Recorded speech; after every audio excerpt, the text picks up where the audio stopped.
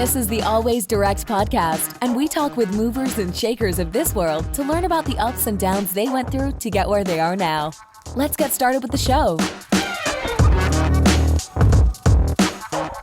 Today, you're on the Always Direct podcast. I am your host, John Rayan, and we have a very special guest today. He is the founder of Big Sky Franchise Team, bigskyfranchiseteam.com. And they were nominated as one of the best franchise consultancies in the United States. They help CEOs, business leaders, entrepreneurs take their business into franchising to help multiply their success. Is that correct? That's it. Perfect. All right. Tom Dufore is our guest. Tom, I'm glad to have you on. Thank you for having me. I really appreciate it. Absolutely. So you were just telling me about your 4th of July headache with a high fever and possibly coronavirus, but then you find out you got bit by a tick. Yeah, exactly. And, put on an antibiotic and, magically 2 or 3 days later, I'm feeling, pretty much back to normal, which is great. Oh, are you working out of your house right now? Or are you still leaving the house, or what's your daily schedule look like? Right now, it's pretty much I'm working from home. I go to my office, maybe once or twice a week to poke in to check mail, just make sure it's still there. But that's about it. Does your wife work? She does. Yeah. She helps out with the business. She's our project manager. And she also, as crazy as it is, she's a social influencer, a legit social influencer. She's got about almost 80,000 followers and has, has kind of built this over 10 years of just posting about stuff she loves. It's all orienting around budgeting and planners and, that kind of stuff. Yeah. Oh, wow. So very organized. Yes. Very, very organized. Yeah. That's good. Yeah. That's good. All right. So let's jump right into talking about, Big Sky franchising and how businesses are dealing with franchising in this pandemic type situation that we're in right now. Are you seeing businesses shy away from franchising, or are you seeing them go a little more aggressively into it? What are you feeling out there on your side of the business? Yeah. So, I've always described our business as a great barometer for just what's coming in just the future economy, 6, 12, 24 months down the road. We see kind of this confluence of small business activity that starts happening early on, new trends, new cycles, new things that happen. Yeah. And what I've noticed, especially the last 6 months and as the pandemic's been going on, I've noticed that the decision to yes or no has been greatly accelerated. And so for anybody in sales, that's your greatest friend is a decision. It's just make a decision. It's a yes or a no. And so I think that's been really an interesting observation that we've been able to make. We have prospects and clients that are making quick decisions, are saying, yes, let's do this. I've been waiting for 3 years, for 5 years. I want to be ready when we come out of this. And others that are saying, making a very clear no. I wanted to learn a little bit about this. I thought about maybe growing my business, but it's not for me. And it shuts them out. And we're seeing that translate then next step into the franchise buyers, the people that are buying franchises. So we haven't really noticed any kind of significant slowdown in franchise buyer activity. So anyone that's out there thinking about franchising their business or wondering what I should be doing, is this the worst time to be thinking about it? And I would argue that it's actually the opposite of that. It's probably one of the best times to be thinking about it. There are a couple of reasons. Number one is you have competition that is shying away from it right now. So there's a likely probability that just through attrition, businesses shutting down or closing in the franchise space that won't reopen. And number two, fewer new competitors are coming into the franchise world. And then the big second reason is on the franchise sales side, is we're seeing a lot of franchise buyers come into the market. So franchise sales and the unemployment rate tend to kind of be tied together. So as unemployment increases, and especially as these government benefits start to wear out, people will have to start to find income somehow. And so they will have to find either a new job, and a lot of these people won't be able to find a job. So they'll say, now I have to do something. I've got to start a business. And that will lead them down that pathway to eventually end up, not all of them, but some of them will end up at franchising. And so we're starting to see that now. And there's been a lot of data and trends that have come out. So even if you were to go to Google Trends, and so I've used that just as a general, unbiased, unfiltered approach to say, well, what's happening on Google Trends, and what happens if you just type buy a franchise, what happens? And you can see for a rolling 12 months that the current demand right now, I just pulled this, the current demand is at 77% of what the peak was. And the peak happened back in right around the new year, but between December 29th, 2019 and January 4th, 2020 was the peak search for that phrase, buy a franchise. And then you see it kind of dip. It dips down in late March into April. But by mid-April, it pops back up again. And it pops up again in May. And now here it is. It's popping up again in June. So people are searching for this. And to me, and for your listeners, I think that's something to be aware of, that this whole idea of buying a franchise or starting a business, these trends are going up, which may seem counterintuitive, but people are the things that I'm hearing from, even from buyers that are out there, they're saying, I'm 45 years old and this is the third time I've been laid off and it's not happening again. I am not getting laid off again. I am buying my own business. I'm going to be the captain of my ship and take control of where I'm going with this. Did you see this? That's very, very interesting. And you just said a whole bunch, so there's so much to dive into there. Yeah. But did you see the same type of situation occur in 2009? We did. However, the difference in 2009 and now and other recessions is that the availability and access to capital dried up. So the banks stopped lending.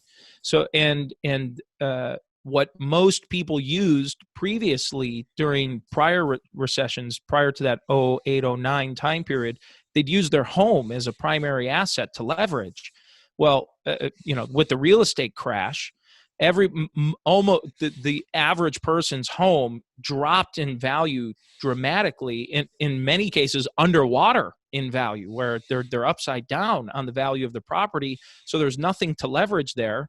And banks stopped lending. It was very, very hard to get any form of traditional or conventional loan, or a traditional SBA loan, or something in that regard. So that's what made that time period a little bit different in terms of franchise growth and franchise sales.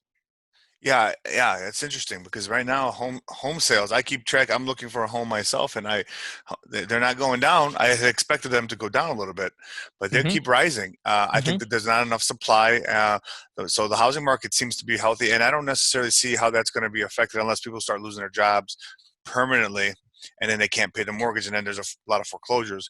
Then the supply will be a little bit more increased. But as of right now, it doesn't seem like. I don't know how long it's going to take, but we're okay for now.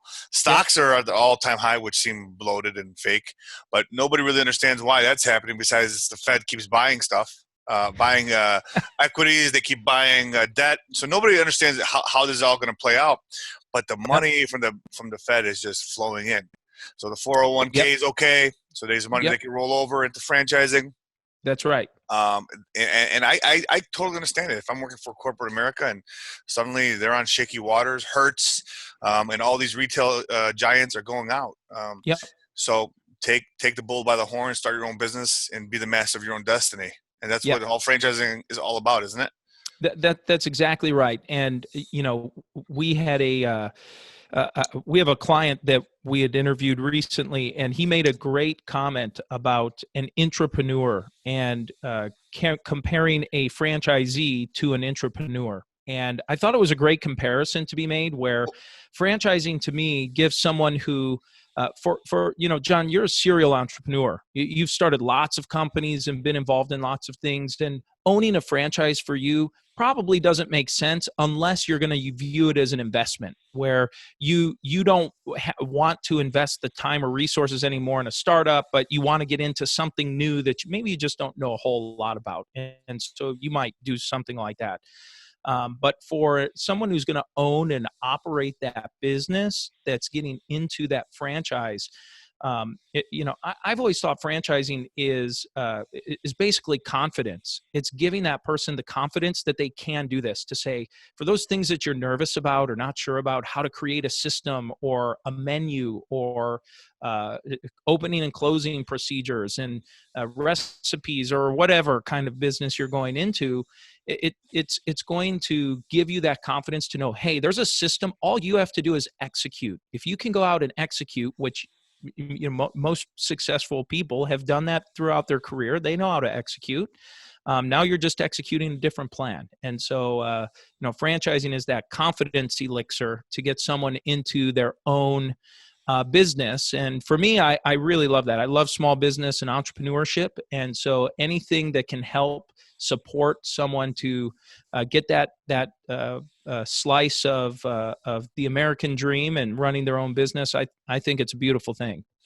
So Big Sky franchise team. Now, do you what's your split? Do you help franchisees find a franchise to purchase, or are you more of a let's help businesses go into franchising their business? Yeah, the majority of our business is the latter of what you said. So we help companies turn into a franchise. Gotcha. So a small to mid-sized business that's got a great model and is thinking about franchising and is thinking about going through that, we help get all of the documentation, the strategy, all of that put together. And then we have a second service offering where we can become an outsourced franchise sales department in helping screen leads, follow up with leads, and go through that process. Interesting. So you help small. So I have on this podcast we're focusing on small entrepreneurs, small to mid level entrepreneurs, and what do you think the characteristics of a business should be, besides profitability is number one, of course, but what would be the characteristics that you'd like to see in a business before you would recommend them to actually franchise? Sure.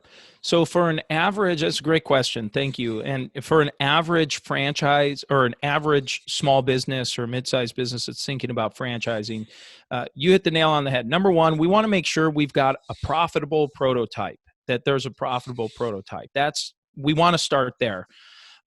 Number two is this a business that you can train someone how to do? Can you teach someone how to do it?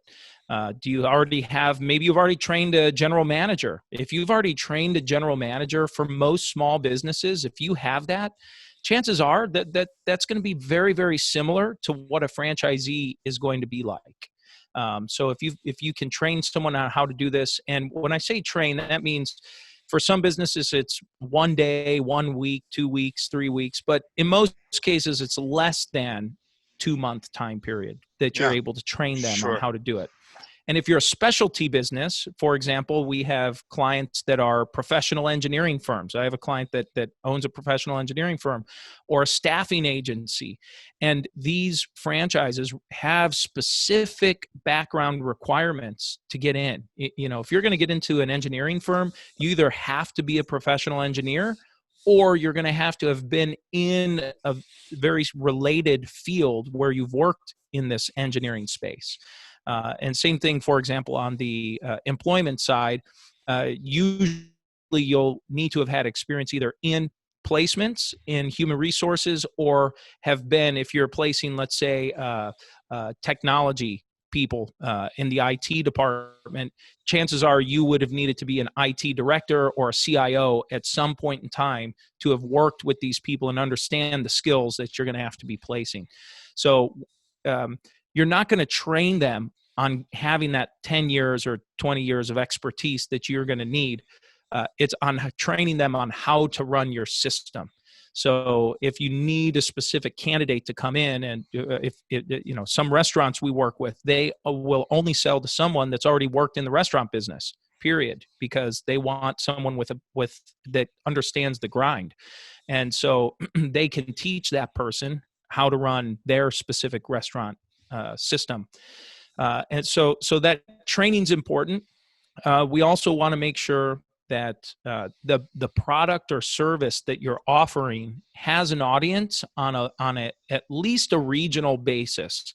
So not every franchise is going to conquer the world, but that you have an audience, a consumer base that's large enough to make it worth your while. Otherwise, what's the point? If you're only going to open up one or two or three, it's okay. It works. I mean, as a franchisor, you're still going to make plenty of money operating that way, and it'll work, and it'll pay more than pay back and earn plenty of dividends on your investment into the franchise. But for the franchisor, you're going to want to be at least regional, preferably a national customer base, and ideally international, because why limit? Why limit to borders? So that's another important aspect of this.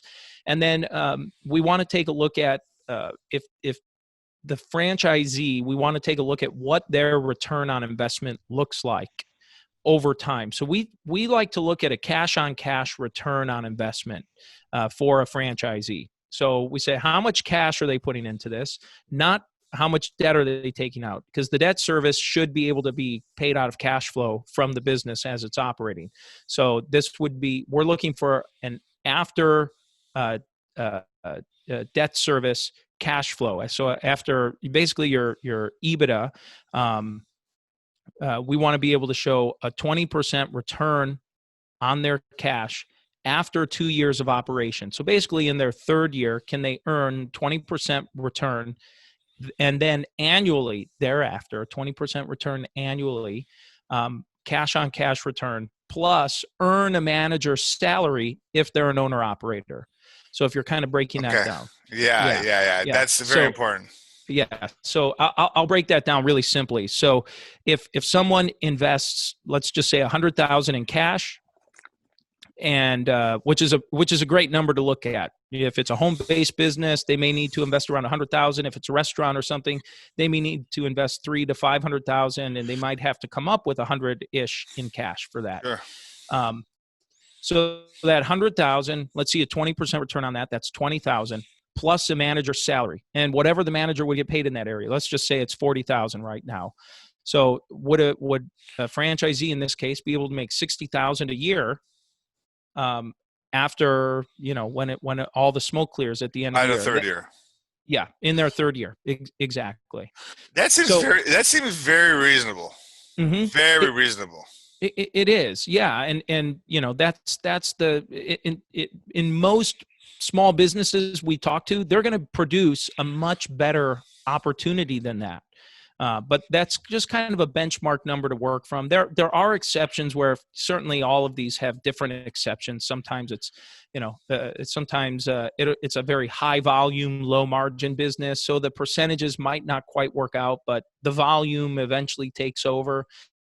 So but it's a good measure for you to look at as you're considering it. And then one other exception that I've run into, a common exception I run into, is if you've got a new business, there's a new trend or a hot trend that's coming, and it looks like the trend has some staying power that if you jump in early, if you can get that first mover advantage, a lot of times that's worth the risk to try to jump in early. Maybe you've only been operating for 6 months, but you're on the front end of a trend. If you can do that, then you become the Subway or the McDonald's of your industry, because you were first in, and every other business that follows gets compared to you You become the comparison that says, well, we're like McDonald's except, or we're like Subway except. And so that just to help clarify that a little bit. That's interesting. That's interesting. Yeah. I mean, I think when I think of the trend that you're talking about, that type of example, I think of the froyos. That came with a boom. And I know a lot of people who made millions and then got out at the right time. And I knew people who got in the middle or towards the end, and they lost their butts. That's risky. Going to pizza, you're not going to get rich, but you're not going to break. You're not going to go broke. It's kind of like you're going to be okay. Everybody loves pizza. It's been proven for generations. When you go into something like frozen yogurt, where you're paying 7 times what you would pay at a McDonald's for ice cream, that's just a fancier location. Not even necessarily better. There's more flavors. It was hot. It was hot, and I know a lot of people did well. A lot of people did bad. But like you said, you just got to ride that wave. You got to know when to get in and when to get out. Yep. And the same is true. So for the franchisors that jump in early, the advantage is if you're in early, especially with a retail or fixed location space, when you're first in, your franchisees are going to get the first pick at the best available locations at that time. And generally the best locations are going to survive whatever happens. Even if the product's inferior or just okay, a great location will keep you alive. So, for those brands or people that are able to get in early, it does make a difference. Wow. So let's talk about, are you a national company? So you deal with people, or international? You're international probably. Yeah, we do work with, 2 hours ago, I was on the line with a company that's looking to based in Hungary, that's looking to expand into the United States, and so we're helping advise them and their on their journey into the U.S. So we do work globally, but the vast majority is in the United States. And so let's just say I own a direct mail marketing company or a printing company, and I say, you know what? I like what I'm doing. I think it's a great business. I think I'm going to franchise it and help others be successful in this business. My friend, my direct mail company makes me about $120,000 a year. And right now I'm looking to expand across the country. So I say to you, Tom, could you help me franchise my business? What are the steps? What are the costs overall? Like, you don't have to give me specifics. Sure. What is that? How does that run? What does it cost to franchise a small business? And how long does it take? Yeah, sure. So we have a 3-step process that our clients go through. We keep it really simple. Step 1 is our franchise blueprint, and that's a trademark service of ours. That's where we help figure out things like what your franchise fee would be, your royalty fee, your territory size. We do a 5-year cash flow projections. We figure out what the training, support, all of the details and numbers. We do a competitive benchmark assessment and boil that into a 40 or 50-page business plan. Once that's finished, and that's kind of your strategy, right? You want to plan first. Fail to plan, you plan to fail, kind of an idea. So we plan first, and then we go into step 2. And step 2 really is the balance of your collateral material. So it's the franchise disclosure document, it's your franchise manual, it's your franchise marketing plan on how you generate leads, and it's your franchise brochure. And the franchise disclosure, as part of that process, we get you connected with a great franchise attorney to help get that all buttoned up and taken care of for our clients. And then step 3 is implementation and consulting. So we provide to all of our clients a full year of consulting and coaching as part of it, franchise sales training and support. And then we started a new system. It's an on-demand video training platform that we custom built called Fran Leadership. And it's where our clients can, we encourage, just use your cell phone to record some rough video to upload into the system. And we custom built it specifically for the franchisee and franchisor relationship, so that it's your own private It's a private server that's hosting this video. It's not on YouTube. It's not in a shared Google Drive or something that the franchisees can log into and see how they are supposed to do things. And then it will track what they're watching. You can add quizzes and all kinds of little things. And that's all part of included in our program. That the Fran leadership system's a big differentiator for us. There's no other company in our space that offers anything like it. And it's a real value add. Cost-wise, I would tell anyone tuning in, if they were to budget kind of a startup fee structure, if they budgeted right around $50,000 to kind of get a turnkey package put together, that's going to cover everything they need between our fees, legal fees, any kind of state registration fees or trademarking fees, and anything that's going to come up, that's going to cover that. And time-wise, takes about 3 to 6 months to get the whole package put together. That doesn't sound too bad. 50 grand. Yeah. Yep. And it's most of it's paid out over time. We finance in-house with most of our clients, so it's more of as pay as you go. We work out an arrangement, and so that way then it's being built and paid for at the same time. Okay. So what happens if you get into a business and you say, okay, so we go through the whole process, and then you say, now we're done. You've become a franchise. Congratulations. Then what? You start marketing. How do you market? What is the cost to get a sale? How long does it take for somebody to sell, especially if you have no other franchises, you're just starting out? What does that process look like? And let's say for direct mail or a direct mail company and for a restaurant, let's just use these two examples. Yeah. So cost-wise, it's not going to be that different. It really isn't. The cost to generate a franchise sale, the average cost is the same. We use the annual franchise update report as our industry data source, and the average cost in marketing to generate one franchise sale is just over $10,000. And this year it's a little different. They added in the median cost. So kind of like the difference when you're looking at median home prices, right? They always show you the median, not the average.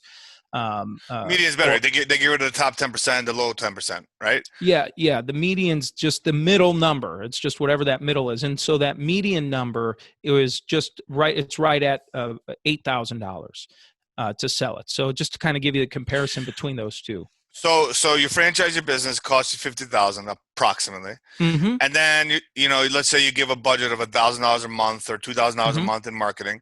So by the fourth month, $2,000, by the fourth month, you should be closing a deal, or by the sixth month, let's say, and then you get back your franchise fee of $20,000 to $30,000 or $15,000 to $30,000 depending on what your franchise fee is, and that just flows the whole build out. So it just keeps going like that. Yeah, that's right. I mean, that's the attractive component to franchising is when the franchise fee is paid in, especially early on in franchising, you recoup your marketing expenses, and then you can pump that cash right back into additional marketing. So now your franchise company is paying for itself, which is ultimately what a small business wants to do. You want to get it off the books of your main primary business and have that franchise company be self-sufficient in carrying itself. And eventually you'll add that franchisee will start paying royalties, and albeit with one or two, the number's not very big, but your costs to operate the business should be very minimal as well outside of marketing. Interesting. Okay. And I want to go back. I didn't ask you a question about this. It's very important. One of the biggest most important things that you've mentioned today has been that training process, that whole training section. So you can add pictures, videos. How about the operations manual? Can that go in there? Yeah, you can put that in there. It's not set up for you to, this is specifically designed for video. So if you were to put your manual in there, you would be better served to have a recording of you going through the manual. But candidly, I think that's pretty boring. So the whole idea is it's somewhere between doing a phone call and hands-on training right next to each other.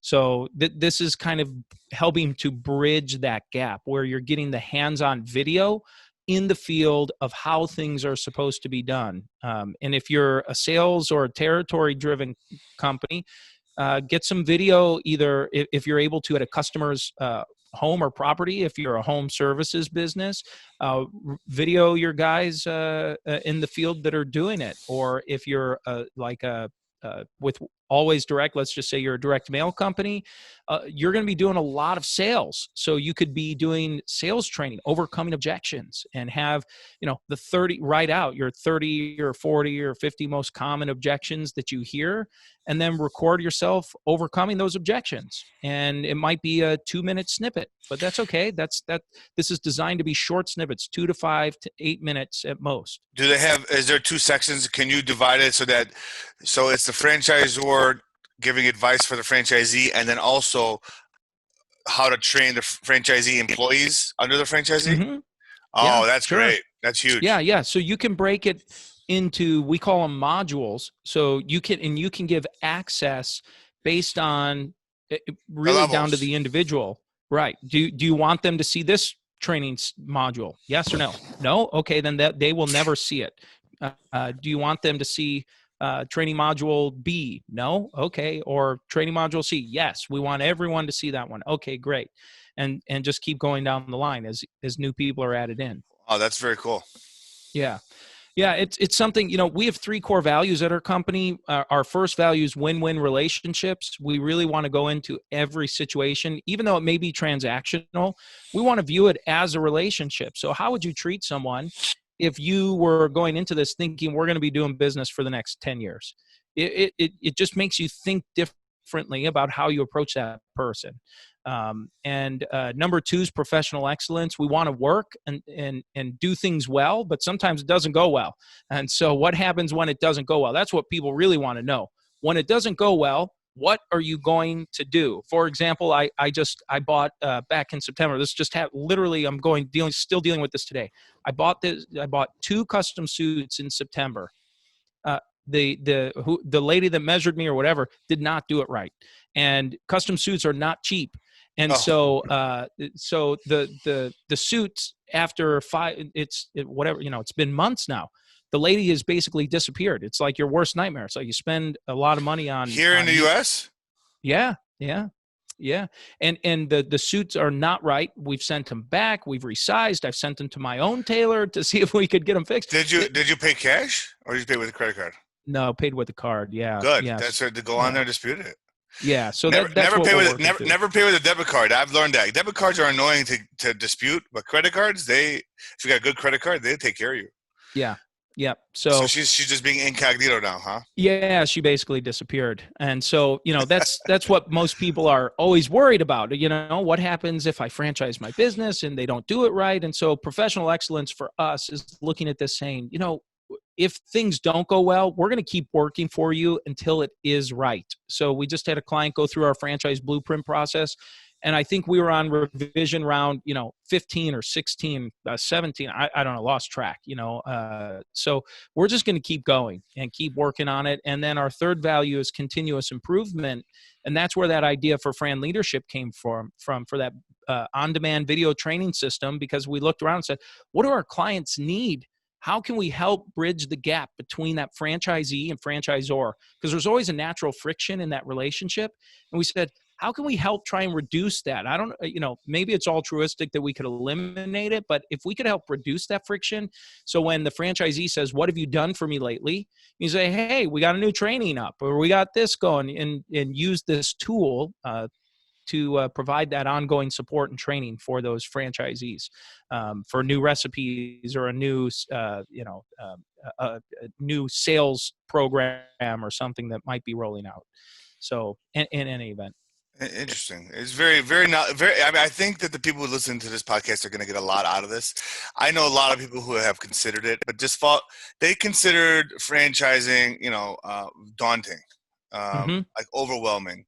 And it kind of is. It can seem.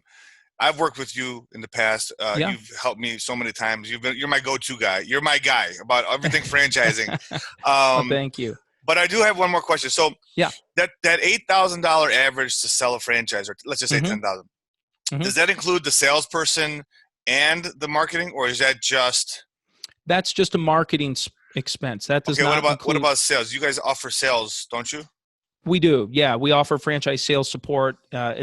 We usually have a small monthly service fee, which candidly just goes to help keep good people on the team, because good salespeople.